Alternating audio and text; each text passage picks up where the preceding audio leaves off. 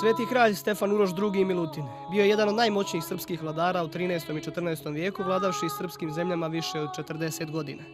U tom periodu svoje vladavine sagradio ili obnovio više od 40 srpskih svetinja širom svoje kraljevine. Najveći broj manastira nalazio se na Kosovu. Manastir Banjska kraj Kosovske Mitrovice označena je kao vrh graditeljstva Svetog kralja Milutina, namijenjena da bude njegova grobna crkva. Ove godine manastir Banjska slavi punih 700 godina. A koliko je važno da poštujemo našu istoriju? Treba pre svega da se vratimo svojim korenima u ova teška i smutna vremena, da se vratimo našim svetinjama, da sledimo put naših svetih predaka, a to je da se držimo puta Hristovog, puta evanđelskog, onako kao što su to činili i naši sveti preci iz roda Nemanjića. Oni su zidali hramove Bogu živome, a ostavili srpskome narodu da narod naš dolazi u njima, Bogu se moli, da se služi sveta liturgija.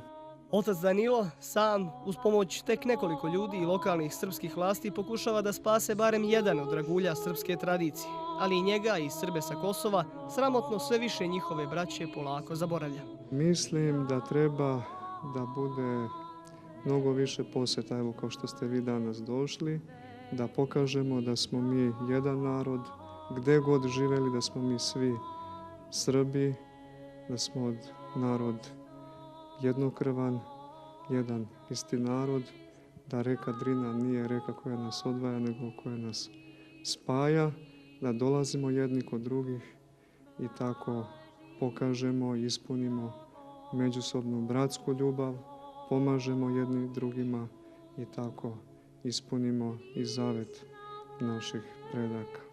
Manastir Gračanica, posljednja od 40 Milutinovih zadužbina, vanvremenskom arhitekturom, kraljevska petokupolna crkva, završena je 1323. godine. Kralj Milutin je imao svoju dvorsku školu umjetnika koju su ikonopisali, a u to vrijeme sveti kralj davao je 1 kilogram zlata za 1 kilogram boje. Sestrinstvo danas, u žicom opojasanoj Gračanici, tihuje i vjeruje u povratak srpskog sjaja na ove prostore. Ako narod popusti molitvom, Gospod popusti na njega na jezdu. Jer kaže, ako moj putem hodite, vi ste moji.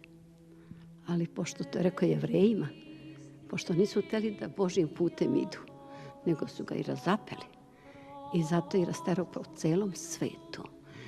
A mi smo kao Srbi pravoslavni primili komunizam. I kad smo primili komunizam, skoro 40 godina trajao komunizam. I sada bit će na nas ta pao. Sada je Gospod dokle će to da nas drži, dokle se mi pokajamo.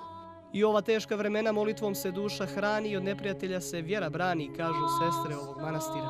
Tamo kaže jedan svetitelj, pravoslavnom čoveku, samo oduzi Boga.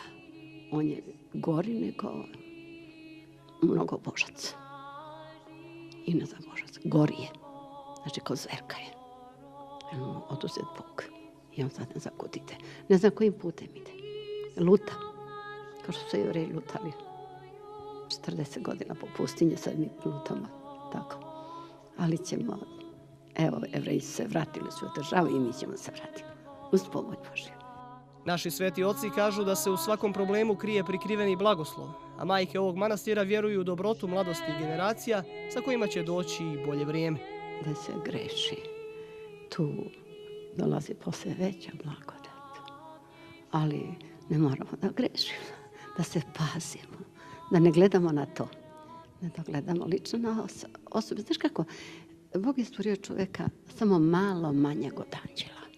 Ali znaš koliko? Malo manje od anđela. Svu mu slobodu dao na zemlji.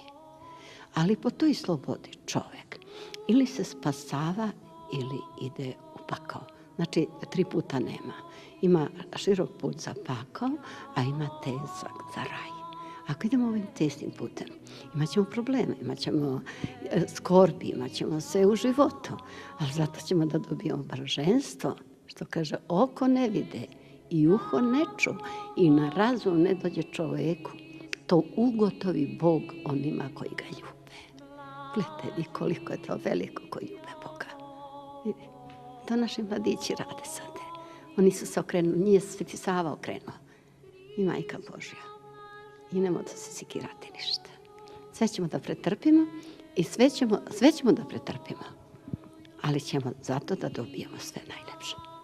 I bit će nam sve najlepše. To da zapamtite. Jer je Bog s nama. Moje malo stado, on kaže. Moje malo stado, ne bojte se. Ja sam s vama do skončanja veka. Moje, kaže, jaran lak i moje breme lako. I mi ćemo se pored njega odmoriti. Ne brini ništa. Ne brini ništa. Ostaje nam da se nadamo i ujedinimo u molitvi sa ovim preponosnim, hrabrim, doslednim i od ostale srpske braće pomalo zaboravljenim čuvarima srpske tradicije na Kosovu.